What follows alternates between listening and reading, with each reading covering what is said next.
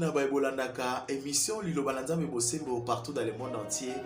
Qui met la tata et oumela na mabota nyonso. C'est votre humble serviteur sur au peso du Sobanzambe mwana musana bino toza pona opesa bino ba news. Oyo ko faire passer na mukola lelo oyo ko accompagner biso normalement. Tout qui ko sa l'émission l'autre fois bolanda ki biso comment ba question pe tout na maki sur Facebook sur ma page Nabiso sur toutes les pages de réseaux sociaux pour poser ma question concernant l'émission Totem Kosala. Alors, na kuki ko bande émission pour été sans que na pesa mbote pas un prophète comme Polo Dominique qui sa grandeur, na pesi mbote ce pas maman Marceline Safala, na pesi mbote pas ya ba responsable on va tout diriger Mboka Ngola Mosakola nous lève monter Jean Junior.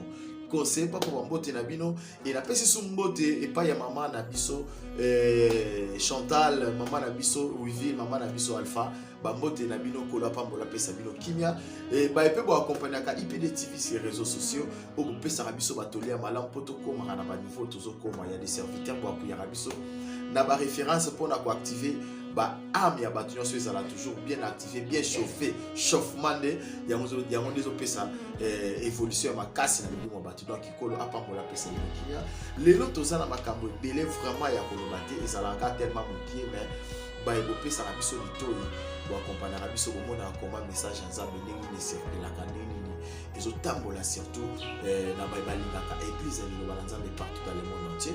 C'est votre humble serviteur Shiro Pezo Liso Banzambe mwana musana. Vous s'abonner sur cette chaîne vous malamu surtout et nous faire passer au pesa yo évolution donc il m'a actualité bon nous opina actualité église en direct awa toute l'actualité bon nous aurons l'église de Banzambe pour et accompagner biso place sur ça et église et so développer comment donc vous s'abonner sur cette chaîne pour vous aura toujours des événements ni on se les cas pour ratarata mon côté.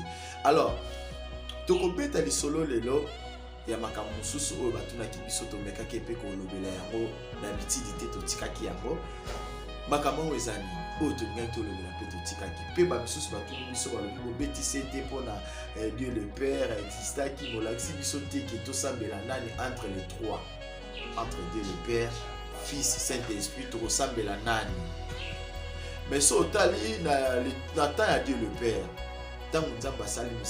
parce que Nzambe a travaillé, ça fait le jardin d'Éden, Azu a un prophète, Dieu le Père, prophète Dieu le Fils d'Amaye, monsieur ma prophète, et comme ici quand on a des chrétiens pour un exemplaire, mon Jésus, a banné peut se référer dans message divin où il faut qu'il attend à Dieu le Père, non à ça qui n'a pas prophète. Alors tant que Jésus paye a eu ça la clôture, on a coupé sa image à Dieu le Fils. Alors pourquoi va bénir Dieu le Fils? Tomeka qui kotal ça va tout bien. Nzambe akoka qui jamais ko travailler seul. Nzambe aza égoïste. Nzambe aza égoïste parce que à ces partitionnels qui a trois parties pour nous accompagner ça va tout sens na évolution à trois tranches, trois branches où ils allaient qui préparer. Pourquoi? Sorotali na événement nyonso o faire passer qui na étape ancienne pour que mon exemple et bané ko zangati à suivre. Pourquoi? Parce que le prophète Tambaye, il couper sa message comme Nzambe Nengatindaki, même dans il y a Noé, et ça qui rejeté, même dans il y a Moïse, et ça qui rejeté par Israël, qui n'a murmure tout le temps. Donc il m'a camouillé ce coma qui amer. Même pas Daniel Bayaki, Jérémie Bayaki, la méta qui mini concernant Makamboyo, et ça est collé à mon qui pour ma fidèle de Dieu. Nzambatika alinga kotika te mokili développer na sens la forme bande ko kenango pour linga ko zala mabe makasi ya mona senga ki akoma siko kolongola batu mais pour mutu ya na mokili auti wapi esprit ya mutu et uti wapi âme ya mutu eza créé wapi parce que na vie éternelle âme ekokene na vie éternelle te âme ya mutu na vie éternelle ekokene te âme ya mutu et eza la place où ekosuka sikoyo soki vie éternelle ame kokilete ame kozala wapi ame faut aller kana justification bako justifier esprit na yo nanu te bako justifier âme na yo énergie nyonso osalaki na mokili mabe nyonso ezalaki na mokili ezalaki na baesprit négatif oyo evandaka na âme. Esprit négatif asebazaka mingi na âme mpo âme alingaka konza dirige. Ya moni âme alingaka te nzoto akufa, âme alingaka te nzoto abela, âme alingaka te nzoto akota na baproblème. C'est à tel point nzambe mpe alingaki nini ndenge moto azokose pressentir, il faut envoyer quelqu'un akoya lisusu na corps ya kopesa bato basansi ya baâme na bango. Jésus ntango aye ayeli bato na délivrance. Premièrement, avant arriver à Christ, Jean-Baptiste akotalisa bato message à repentance. Pourquoi bato faut pas se repentir? Parce que na kati ya Eden bato basalaki mabe, bato bakotaki na péché.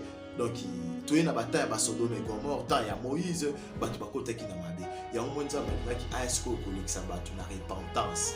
Jean-Baptiste a préparé chemin pour arriver. Il y a Jésus-Christ de Nazareth comme le Fils. Jean-Baptiste a ça la clôture. Il y a un message au prophète Baïkino. Pourquoi? Esaïe a prophétisé. Esaïe a prophétisé pour la message divine. Si quand on a prophétisé, message on est qui est dans l'écriture, mais on va utiliser l'écriture on a base à Jean-Baptiste est envoyé, on a présenter préparer les chemins, car le royaume de Dieu est proche. Beaucoup misanzela, beaucoup d'anza bezoya. Siko depuis Jean a annoncé qui message ya ko bomisa chemin pour arriver à Jésus. Est-ce que banani lisusu ba ikoleka pour na repérer sa forme? Banani lisusu ba yaki pour na repérer sa sens. Ce qui le Christ yemo ka te mutayaki. Jean-Baptiste alongo le Christ aye a ko annoncer sikoyo bonne nouvelle comment chemin zala qui déjà libre. Alors, chemin est qui kokoma na kokoso pourquoi tango ba ko comprendre que non cet homme a coupé sa forme en sens il y a humanité parce que humanité a batunyo so zala qui pourri et bebaki ezaki sous la forme en sens te ya revivre na planète batu balelaki isungia batu banaki te place pour eux. Mais si maintenant amoni ko botama ya Jésus alobi oh sikoyo molimo nanga epema na kimia pona moni messager pona moni moto atina maki pona kopesa batu ko na mokili. Alors, ceux qui montent à l'équipe à Jésus, à encore ne pas perdre. Ceux qui montent à l'équipe à perdre, et pardon, pas comme pas perdre, il faut l'équipe à fils. Donc, tout ça, on a bon, mogo, où il faut faire avancer le pour mon royaume de Dieu, pour tout qui est dans le royaume, dans la vie éternelle. Donc, Jésus a fait entrer dans le royaume de Dieu. Donc, ici, capitule accès à la vie éternelle. Donc, il faut pas la préparer dans le royaume de Dieu. Pour qu'il y ait la vie éternelle. Donc, concernant le royaume de Dieu, vie éternelle, lieu de repos, séjour de mort, abîme, le monde astral, et ça va partition, âme et battu qui vivre, âme et koufarate, âme et koufarana, nous sommes dans les mission à monter. Âme et ça la mission dans la planète Terre, nous allons se séparer, mariage et carbone entre. Pour nous dire que ça là, le deux mariages à corps, on a âme et esprit. Il y a pas tous les deux. À sangisi bango soyez fécondé bango de bisika wapi âme na esprit âme na corps ba eko sala mariage. C'est à tel point âme na yo ekobunga la mute soki na leki na étape na yango te.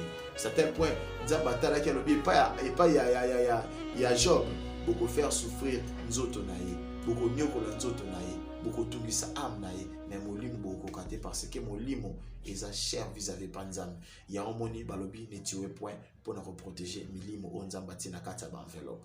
Donc moi mukie mais tokozonga lisusu pour nous expliquer puis kotalisa tozana bino toujours pour nous kotalisa toujours la vérité divine pour va na kata église eloba na nzambe bisika puis message ya nzambe zo marcher ensemble avec en fait code de Paulo Dominique sa grandeur l'envoyé de Dieu mutonza matindi pour nous kotsa batu ba comprendre bisika wapi mutaota ki bisika puis fois zonga un jour après qu'on s'appelle à nous sommes qui vit na biso et qu'on souka na cette maison la place pour que nous continue vie pour la pambo la libota apesa kimia na ba fidèles de Dieu sont partout dans le monde entier to pesibino mbotepe kolo a continuer kozana bino. Merci beaucoup.